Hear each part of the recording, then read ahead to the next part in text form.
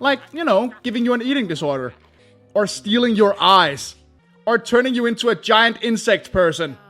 I realize the show is still aimed mainly at children, but even as a child I found this forced and stupid. I guess the show was just a bit ahead of its time when it came to scares and ambition. One can only wonder what would have happened if it came out today where shows like Gravity Falls and Adventure Time get away with madness like this on a regular basis. And before the character development could truly kick in and the crossover with the original Ghostbusters that we don't really have time to talk more about in this video could pay off or change things for the series, it was cancelled at just 40 episodes. In conclusion, I think Extreme Ghostbusters was a very daring take on a seemingly disastrous idea. I mean, the show had its flaws. It was a little awkwardly paced, the animation could get kinda choppy, and it does take a while to get used to Adelaide's design style, but still, it always felt like they tried their hardest with the ideas, and like they were tackling the franchise from a different angle, which is certainly something I can appreciate. But while fans are still waiting for a full DVD release, the show isn't completely forgotten, as Timmy Turner has started showing up in the current IDW Ghostbusters comics. Adelaide Productions would go on to make several other TV series based on popular movies, such as Jackie Chan Adventures, the super stylish Men in Black show, and the Godzilla series that, surprisingly, managed to vastly improve on the 1998 Roland Emmerich disaster of a movie, proving that not all licensed spin-off products have to be bad as long as someone is willing to put in a little bit of effort.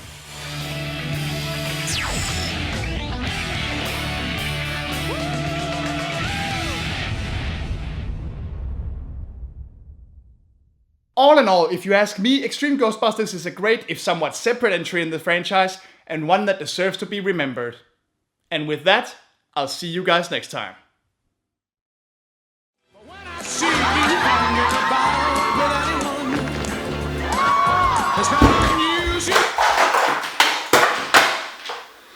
Shit.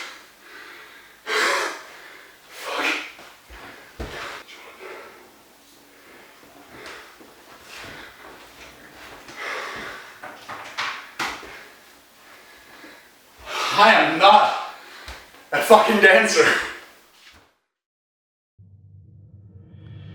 Hey there guys! Sorry this video is so late and thanks for sticking with me through a month's worth of Ghostbuster madness. I swear we're gonna change the subject now. Stay tuned. If you like what you saw, please leave a comment and a like and hit that lovely subscribe button. Come on! You know you wanna. You also know you want to follow me on social media such as Facebook, Twitter, Tumblr, and Twitch, all of which have links in the description. Go right ahead, I won't tell anybody. Thanks again guys, and see you next time.